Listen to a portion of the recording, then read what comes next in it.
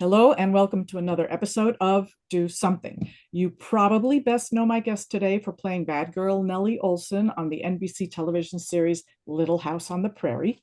But Alison Arngrim is also an author, a podcaster, and a comic, and is also an AIDS activist and has worked with Southern California AIDS Hotline, which was part of the AIDS Project Los Angeles. In 2004, she revealed on Larry King Live that she was an incest survivor. Her brother has admitted to sexually abusing her from age 6 to 9. Alison is an inspiration and a powerful example of how personal tragedy can lead to action and a life of purpose. And we'll speak to her today about her work with the group National Association to Protect Children, aka Protect. Hello, Alison, and thank you so Hello. much for being here. Thank you. Thank you very much. I just want to say up front that we are meeting again because a few years ago, when I had a book, you interviewed me on your podcast, Yep. and now I'm returning the favor. Yeah, that I love that in the world of podcasts, it's fabulous because now so many different subjects and so many different people are able to get out there and talk about things. It's just like, and now we can all interview each other, which is sort of hilarious. It's a little bit of nepotism, but also I think it's extremely democratizing. You know, Yes, we yeah, we don't have to ask anybody's permission to right. talk about things that are important to us. And so, today the topic is to do something, right? Not everybody's into political activism, and I can understand why.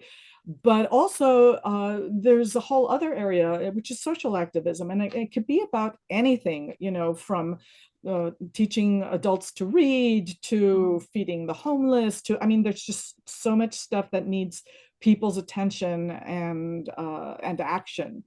So you spent 7 years as Nellie. Yeah.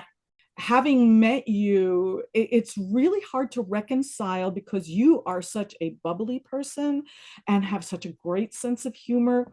And the quote was, playing Nellie Olson was like having PMS for 7 years. Yes. I think that was I indeed said that, and I do. There are times I think that was what was the matter with Nellie Olson. It's like Hormonal. is she just hormonal? Because Hormonal, wow, yeah. I was 12 when I started Little House. I was already in junior high school. Oh, So wait, so the yes. attitude was already half natural. I was already hormonal and acting like that. My mother was a voiceover artist in addition to several movies on camera roles, but she was the voice of Casper the Friendly Ghost and Gumby and Sweet Polly Purebred, Underdog's Girlfriend, and Davy of Davy and Goliath. And so I knew that my mother went to a room and made those voices that came out of my television as And then Casper. now you were doing it as well. You could just briefly tell me, how did you get into AIDS activism? Well, all roads do lead to Little House on the Prairie. So, on the shows, when I finally got nice, I said I was hormonal, clearly. I finally married Percival, that's the wonderful Percival Dalton, played by the brilliant Steve Tracy, and so Nellie finally became. After the show, one day in, I guess, gosh, must have been like late '84, late '85, he calls me up and tells me he's sick. But he was very evasive about what was wrong. And eventually he told me that, yes, he had been diagnosed with AIDS. Mm. So when he went public with his AIDS diagnosis, my phone rang off the hook because he did go on TV into the Inquirer. The dark So I ages. started volunteering. I said, I've got to do something. If this is where people are at, I wanted to help him, but I saw how frightened people were and how little they knew. So I volunteered at the Southern California AIDS Hotline, which is where I met Bob, my husband, which is wonderfully bonkers. Like everything's. One of the things that people say is, activism, it's so boring, it's tragic, it's everybody's angry. And I know so many people who met their significant other wonderful Yes. person doing activism. If you're looking for someone, you want someone who feels the same way about things. Yes. They shared values, if you want to Yeah, call it that. it's not a Absolutely. dating service. That's not what I'm saying. What I'm But saying is if that when you're you looking are for passionate shared about something, values, similar yes, beliefs, similar outlook on life, the yes, charity that you volunteer for, the social activism project you become involved in, whether it be a hotline, whether it be a food bank, whether it be for children, whatever you're doing, you're going to meet other people who feel mhm, the same way right. about their obligation to others and society as a whole. So for numerous reasons, the AIDS support hotlines are no longer.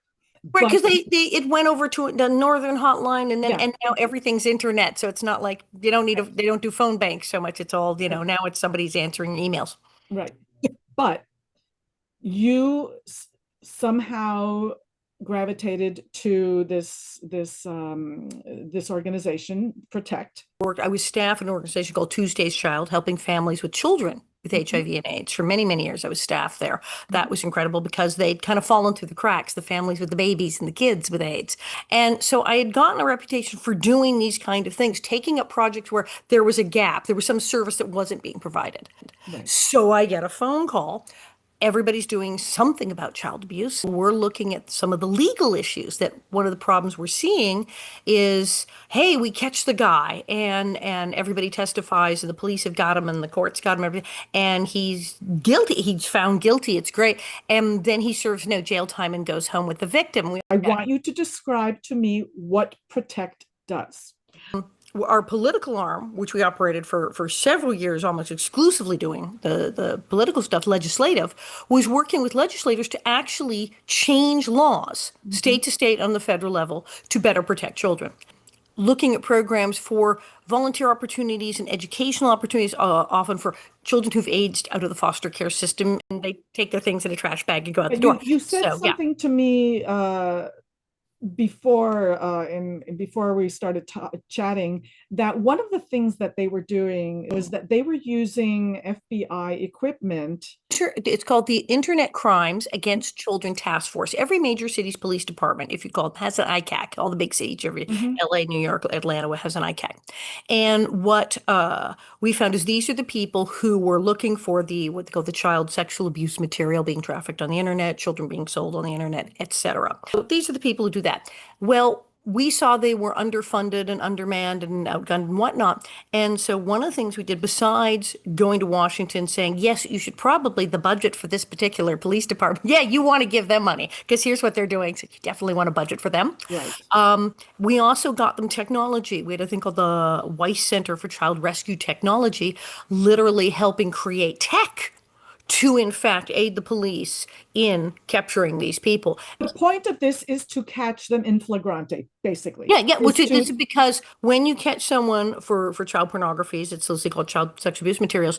It's right there. It's on their phone. It's Mhm. on their computer. They have possession. They can tell forensically that yes, it's theirs. That yes, they sent it to so and so. That yes, they downloaded it. Since most of the time, when they would do these raids, they would find the children were in fact being abused in the home. It wasn't so much a matter of people just downloading, it was people sexually abusing their own children or their neighbors' children and producing Okay, videos and so photos.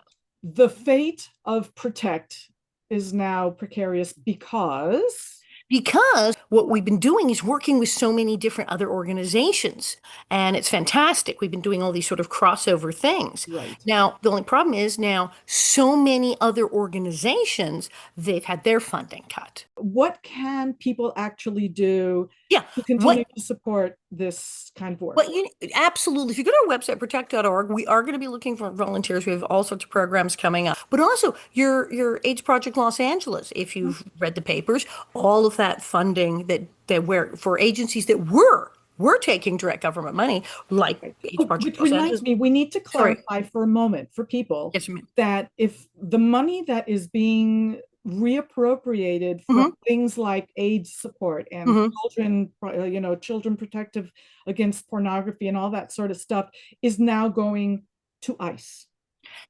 Much. Well, and then USAID, people talk about USAID. USAID also had programs in this country as well Correct. as in foreign, and USAID is closed. Every charity right now absolutely needs volunteers. And again, when we say do something, you carve out 5 minutes a day or Yes. an hour a week or a day a month where you just dedicate yourself, do something.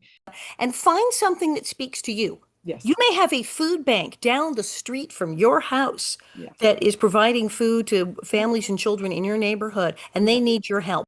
There's always something that we can do to make not only our own lives, because it's enriching to ourselves, but everyone else's lives better as well. So thank you all for watching and for sharing my time with Alison. Now get out there and do something. Generally speaking, social activism is a very low risk activity. So I rate everything that Alison said as low risk.